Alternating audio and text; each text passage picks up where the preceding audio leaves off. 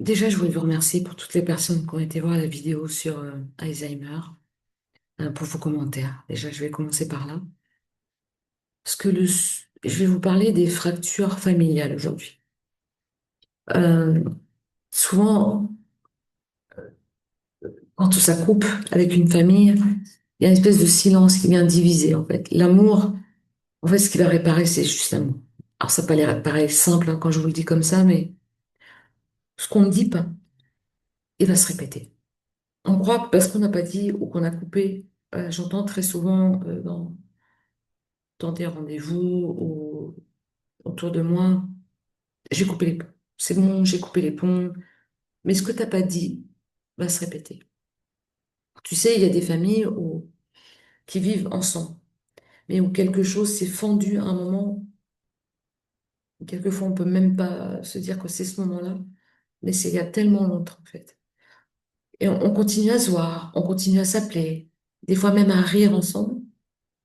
Mais quelque part, il y a un moment, il y a une cassure, un mot de trop, une blessure ancienne qui a été réouverte comme si on avait été écartelé et du coup, on peut plus. Ça devient un instinct de survie en se disant c'est bon, je coupe les ponts, ça suffit en fait. Ou des fois, c'est un mot qu'on n'a pas su dire ou l'exprimer d'une façon très forte. C'est souvent un cycle de l'envahisseur envahi. Ça, c'est un mécanisme de défense, hein. Ça veut dire que tu es envahi par une situation et tu vas envahir l'autre. Du coup, c'est un jeu qui ne s'arrête jamais. Euh, Souvent, les mots qu'on n'a pas osé dire, c'est des choses qui remontent, des mots d'injustice, une honte, une loyauté qui est devenue impossible parce qu'il y a eu trop de choses et qu'on a attendu, jusqu'au moment où ça explose, en fait. Cette fracture-là, quand elle arrive, elle reste pas que dans les souvenirs. Et souvent, les personnes disent oui, mais c'était mieux comme ça. Mais à l'intérieur, ça dit l'inverse. Elles s'impriment dans nos corps. Ces fractures, elles s'impriment vraiment, dans les comportements et dans les générations suivantes. Tu as juste à remarquer que si tu t'es cassé, je sais pas, une fois la cheville, une deuxième fois la cheville, et finalement ça t'a un peu saoulé et que t'as enlevé le plat, t'as dit ah, c'est bon, ça va mieux, ou t'as enlevé la tête, tu dis ça peut passer. Est-ce que tu crois que ça s'est réparé tout seul? Non. Cette blessure, elle a eu besoin de douceur, elle a eu besoin de soins, elle a eu besoin de chaleur, elle a eu besoin d'amour, de repos. Ben, c'est la même chose pour nous. C'est exactement la même chose pour nous. Ça veut dire que souvent, cette fracture qui est là, vraiment, elle reste pas que là. Tu vois, elle reste pas dans le oui, mais tu sais, parce que tous les trucs qu'on peut se raconter, hein. Elle va, comme je viens de te le dire, elle va s'imprimer dans nos corps, mais dans nos comportements. Et ça suit, en fait. Et ces fractures familiales, c'est pas seulement quelquefois des disputes. Ça peut être des mémoires qui continuent de vivre un peu dans le silence, comme si on cachait sous le tapis, tu vois. Et la science, elle nous dit que ces traumas, parce qu'en fait, on parle de trauma aujourd'hui dans le transgénérationnel comme si euh, il y a des spécialistes, hein, de traumas très violents. C'est pas dire que je suis pas spécialiste de ça, mais je t'explique pourquoi je fais ces vidéos sur YouTube. C'est vraiment pour transmettre 25 ans de cheminement, d'accord? Et une dizaine d'années d'accompagnement. Je te parle pas de développement personnel, je te parle pas qu'il faut faire comme ça ou faire comme ci, parce que je ne suis pas à ta place et ça serait tellement... En tout cas, c'est pas moi. Je fonctionne pas comme ça et je n'ai pas envie de fonctionner comme ça. Ça, c'est important que je le dise. Mais ces fractures, quand je te dis que c'est pas seulement des disputes, c'est des mémoires qui continuent à vivre vraiment tranquillou, hein. Elles sont là sans qu'elles soient là. Elles sont invisibles, elles sont visibles, toi. Et quand je te dis que les traumas changent, vraiment, comment t'expliquer ça? J'ai envie que ça soit simple, en fait. Ils peuvent changer avec même la chimie, même avec le cerveau. Tu vois, la façon dont certains jeunes s'expriment, comme je t'ai déjà dit, si tu as vu d'autres vidéos dans l'épigénétique, tu peux aller voir sur YouTube ce qui se fait sur l'épigénétique, tu peux aller voir sur Internet, c'est facile maintenant, tu prends ton téléphone, tu cliques et... mais ça va pas te donner la tienne, tu vois ce que je veux dire. Mais dans le transgénérationnel pur, je te parle vraiment du pur transgénérationnel, on parle d'émotions héritées. Mais des émotions, on en a tous. Ça serait des mensonges, je te dis, ah non, mais j'ai pas d'émotions, et tout va bien. Je vous remercie hein, pour vos commentaires par rapport à cette vidéo sur Alzheimer. Même si j'étais challengée de la faire, c'est pour laisser une trace, en fait, de ce cheminement vis-à-vis de moi déjà, vis-à-vis de vous, vis-à-vis de ma maman. Et en fait, le fait qu'on libère nos mots, qu'on MOTS, ça libère nos mots MAUX.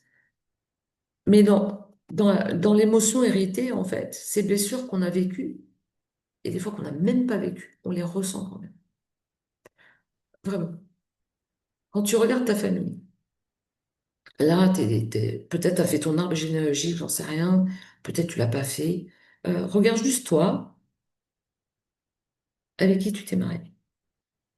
Regarde la personne qui t'accompagne, regarde ton papa, comment il était. Regarde ta maman, regarde tes grands-parents. Et si tu as une trace de tes arrière-grands-parents, regarde tes arrière-grands-parents. Déjà, si tu vas dans cette vision de regard par rapport à cette lignée-là, mais très souvent, les gens vont faire un cheminement transgénérationnel avec leur arbre. Ça sert, hein, je dis pas que ça sert pas, mais... Et ils cherchent toutes les pièces du puzzle dans l'arbre, mais très souvent, et du coup, ils voient les choses pour leurs enfants. OK? Mais n'oubliez pas que quand vous avez des enfants avec quelqu'un d'autre, il a son arbre aussi, hein. Sinon, c'est faussé, hein. Voilà. Regarde dans ton arbre, frère, sœur, c'est un cousin, cousine, fais comme tu le souhaites, hein. Vraiment, fais comme tu le sens. Tu peux même tirer une ligne en mettant ton père, ta mère, tes grands-parents, tes cousins, les gens avec qui tu t'entendais le mieux, les gens avec qui tu parles plus, et essaye d'aller voir, parce que quelquefois on retrouve les mêmes disputes. Les gens qui se parlent plus, quelquefois c'est les mêmes disputes que trois générations précédentes. C'est hyper intéressant. Et ça crée des fractures qui ne s'arrêtent jamais en fait. Ou voir des anniversaires où il manque toujours quelqu'un, tout le temps. Et toi tu rêves qu'il y ait tout le monde. Ou alors des repas où tu es hyper content d'y aller ou tu es un peu stressé d'y aller. Et quand tu es là-bas, tout devient un peu lourd. Tu sens que tu te dis, pff, dès qu'on va prononcer un prénom. Je vais donner des exemples. On a tous des personnes dans notre famille qui on s'entend moins bien ou on parle plus. Et quelquefois, rien que d'entendre le prénom de quelqu'un, j'ai vraiment observé pendant les accompagnements, je sens que le visage des gens commence Il se passe quelque chose. Il y a une mâchoire qui se serre, les gens vont faire ça. Il faut juste respirer un coup ou baisser la tête. Observez, hein, observez-vous hein, d'abord.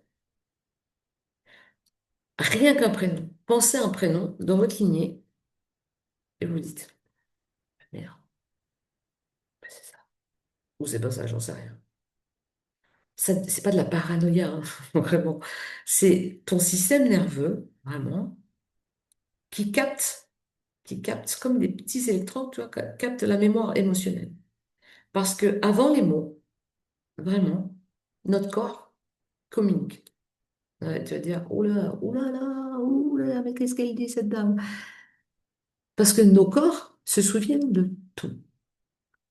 Une fracture familiale, ça peut venir d'un secret, d'un abandon, d'un héritage matériel ou affectif qui a été transmis, mais pas comme toi t'aurais aimé ou que l'autre a fait comme il pouvait. Ou juste un amour impossible à dire. C'était impossible.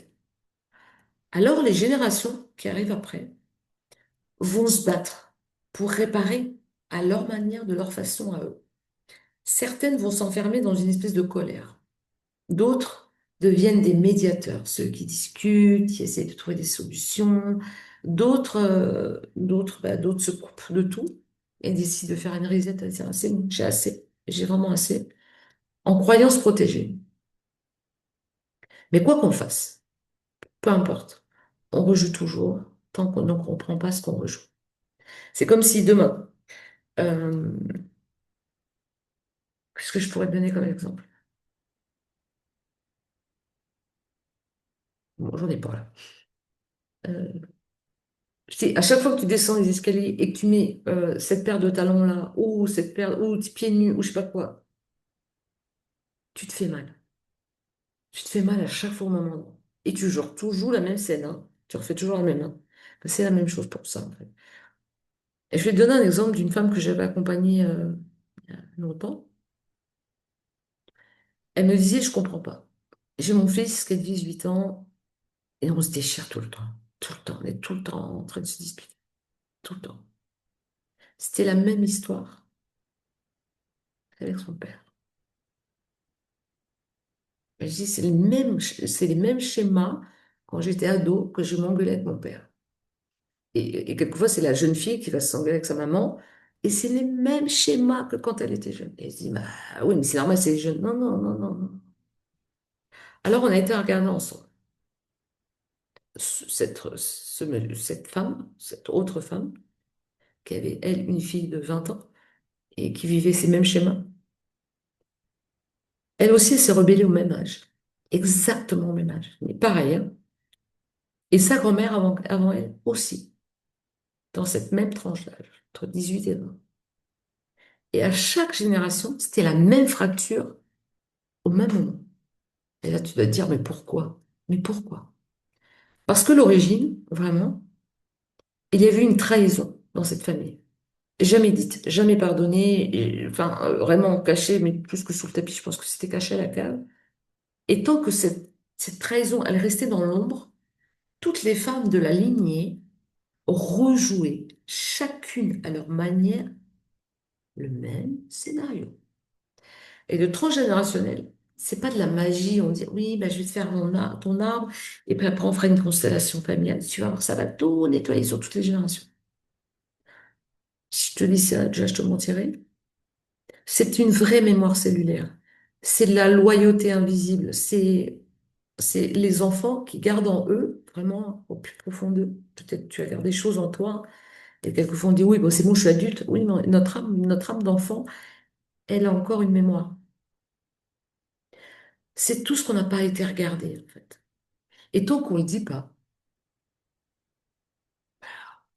on voit hein, ce qui s'est passé. C'est bien de le voir, tu vois, sur le papier, tout est bien mis, mais l'histoire, elle continue. Tu vois, même la science, mais vraiment, euh, le montre. Notre cerveau, il ne fait pas la différence. Vraiment, il ne fait aucune différence entre un souvenir vécu et un souvenir qui a été transmis. Il ne fait aucune différence. Et des fois, tu es certain de l'avoir vécu. Ou alors, tu arrives dans un endroit et tu as l'impression de ressentir la même chose. Mais tu n'es jamais venu dans cet endroit. Est-ce que ça t'est déjà arrivé? On peut hériter d'une peur. On peut hériter d'une colère. On peut hériter d'un blocage. On peut hériter d'un prénom. On peut hériter d'un regard. C'est pas pour te culpabiliser, hein, enfin, que je dis ça, c'est pour comprendre. Comprendre que parfois, vraiment, c'est vraiment pas pour te dire, ouais, mais tu vas voir, c'est comme ça. Ce que tu ressens, c'est pas toi. C'est juste une espèce d'écho qui vient. Tu vois, qui vient te... Regarde dans ton quotidien. Juste regarde dans ton quotidien. Pourquoi, si c'est ton cas, pourquoi tu t'épuises à vouloir ou essayer de réconcilier tout le monde autour de toi, tout le temps? Peut-être parce que tu n'arrives pas à couper avec tes parents ou avec des choses qui ont été très dures avant. Et en fait, tu veux tellement plus. Même si ça te fait mal, tu veux absolument réconcilier tout le monde. Ou peut-être, dans l'autre sens, tu refuses tout lien. Tu dis, ah, c'est bon, ça suffit. Parce que tu crois, au fond, que l'amour, ça finit toujours mal. De toute façon, ça finit, c'est tout le temps comme ça. C'est pas des choix conscients que tu fais à ce moment-là. Ce sont des stratégies de survie que tu as héritées. Des programmes émotionnels. C'est comme si on t'avait programmé. Tac, tac, tac, t'es là. Pim, pam, pam. Tu dis, ah, mais c'est ça. Ok, d'accord, ok, d'accord. Tu vois ce que je veux te dire? C'est qu'à un moment, on confond plein de choses. Attends, 2 secondes, parce que je vois que j'ai eu un appel. Excuse-moi. Euh, Ces programmes émotionnels, tant que tu ne les vois pas, Tu vas continuer à les revivre. Et tes enfants vont les revivre. Et ces générations qui arrivent ont souvent une espèce de conscience immensément grande. Alors du coup, on les met dans des cases hein, de hyper machin, hyper truc, là. Mais quand tu commences à les comprendre, à regarder les tiennes, sans colère, sans honte, il y a quelque chose qui commence tout doucement à s'ouvrir. Tout doucement, ça s'ouvre. Mais vraiment doucement, tranquille. C'est un peu comme si tu rallumais tout doucement une lumière dans une pièce qui avait été oubliée. Tu sais, quand tu vas au grenier, tes grands-parents ou quelque part, et que tu ouvres, ça grince un peu au début. Tu as un peu peur parce qu'il fait nuit. Tu te dis, oh là, pff, t'as un peu les pétaux. Je te dis, oh, mais qu'est-ce que je vais retrouver comme souvenir? Et en plus, il fait nuit, étoile d'araignée. Ben, c'est la même chose. Une fois que tu as lu, des fois, tu retrouves des souvenirs incroyables. Parce que le transgénérationnel, c'est pas que d'aller ouvrir des boîtes qui font mal. Et si tu vois enfin ce qu'il y avait dedans, dans toutes ces petites boîtes au trésor qu'on a à l'intérieur, qui sont bien camouflées, parce qu'elles sont camouflées par la peur, parce qu'on se dit, ouais, mais du coup, ça va être pourri. Non, tu peux soulever un truc qui est pas super agréable, tu vois, tu soulèves la toile d'araignée, tu as du mal à ouvrir un peu comme à l'intérieur, tu vois, et tu ouvres, et là, finalement, quelquefois, des choses incroyablement belles. On n'est pas obligé d'aller voir que les blessures, mais c'est il faut voir la fracture qui nous empêche d'être nous-mêmes, en fait, vraiment. Et dedans, c'est comme si enfin, dedans, tu voyais tes peurs, mais aussi beaucoup d'amour. Beaucoup. Beaucoup de beaux souvenirs qui sont souvent camouflés par les peurs et les peurs qui restent cachées. Du coup, on ne voit jamais les trésors en dessous. Parce que toutes les fractures familiales ont toutes une racine d'amour. Toutes, toutes. Alors, il y a peut-être des gens qui sont là et qui vont venir voir avec des gros traumatismes d'abus ou de choses très violentes. Ça, je l'entends. Je suis pas en train de dire que... Mais d'où ça vient, en fait? C'est bien d'aller voir l'origine. Ça vient souvent d'un amour empêché, d'un amour blessé, euh, mais très souvent, je te promets que ça vient d'amour. Ça va peut-être réveiller plein de gens qui vont me dire, mais qu'est-ce qu'elle raconte celle-là? Tout, c'est de l'amour. Quand j'ai vécu ça, ma mère m'a frappé, mon père. D'où ça vient de sa part à elle, à cette personne-là. Je te dis pas d'aller faire une psychanalyse de la personne qui t'a fait du mal, hein. Mais la vraie réparation, elle commence là. Quand tu cesses vouloir de tout réparer, ou tout juger, ou tout comprendre, tu acceptes. Pas en mode, oui, mais c'est comme ça, et puis ça sera pas autrement. Nanana. D'accepter en conscience, en clarté, que tu choisis de voir l'humain derrière l'histoire. Vraiment. C'était qui cette personne? C'est quoi son histoire? Moi, je décide de ne pas continuer cette histoire, mais pas avec la tête, hein, en vidant ce disque dur.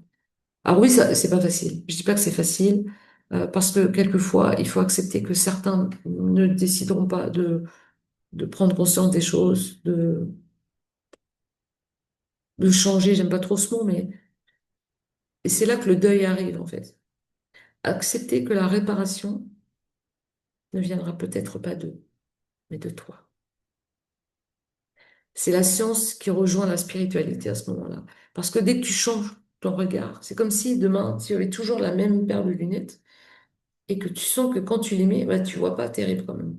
Et du coup, tu vas changer tes paires de lunettes, tu mets une autre paire de lunettes, puis tu te dis, oh, qu'est-ce que j'ai vu?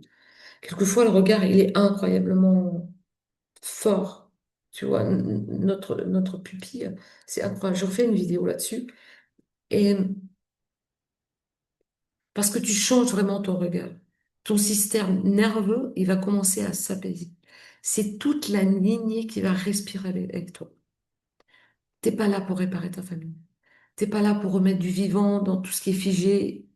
À chaque fois que tu fais ça, à chaque fois que tu dis non autrement, à chaque fois que tu pardonnes sans t'oublier, sans t'oublier toi, chaque fois que tu aimes sans te sacrifier, tu répares bien plus que ta vie. Je te promets. C'est toute une lignée que tu vas réparer. Et je vais te donner un exemple. Une fracture. Ça veut dire qu'à un moment, euh, une jeune fille, n'était pas jeune fille à l'époque, mais était très jeune, a perdu son papa et À un moment, elle commence à perdre la vue. Et alors, elle était chez le médecin, elle a fait tout ce qu'il fallait parce que je ne suis pas médecin, c'est important de le dire. Alors, et en allant explorer un peu, sa maman était très bouleversée parce que la petite était jeune et la maman aussi. Cette fracture qu'il y a eu quand il est parti, ça a été tellement violent qu'elle ne voulait plus voir autour sans la vue de son papa parce que c'était trop souffrant pour elle. Tu vois ce que je veux dire? Mais derrière, dans cette fracture, son papa avait perdu la vue avant de partir aussi. Tu vois comment ça continue. Aujourd'hui, elle va très bien et tu l'as dans un, elle a fait un témoignage dans YouTube là. Elle s'appelle Elina. C'est une sacrée petite guerrière. Donc, tu vois, j'avais à cœur de faire cette vidéo sur les fractures familiales pour voir vraiment où toi tu en es aujourd'hui. Et tu peux juste faire un truc, écrire sur un papier, des choses qui te viennent, et tu te dis, wow, mais c'est ça en fait. Et tu vois qu'il y a peut-être des prises de conscience qui vont arriver, et tu te dis, eh ben merde, je l'avais pas vu ce truc. Avant de faire accompagner tout le temps nos enfants, c'est à nous de faire le chemin, tout le temps. En tout cas, moi, c'est comme ça que je pense. Je peux me tromper.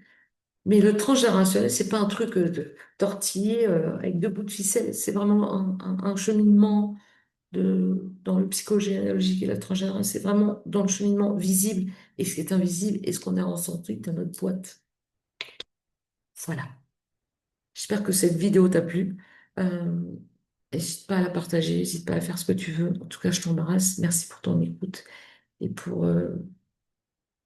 et merci à YouTube d'être là, d'avoir de permettre à nous tous de pouvoir vous transmettre, peu importe les choix, les transmissions. Mais en tout cas, moi, je remercie beaucoup à vous tous sur une semaine, sur toutes ces vues que vous êtes venus et ces commentaires. Et je voulais vous dire merci du fond du cœur et je vous dis à très vite. Ciao.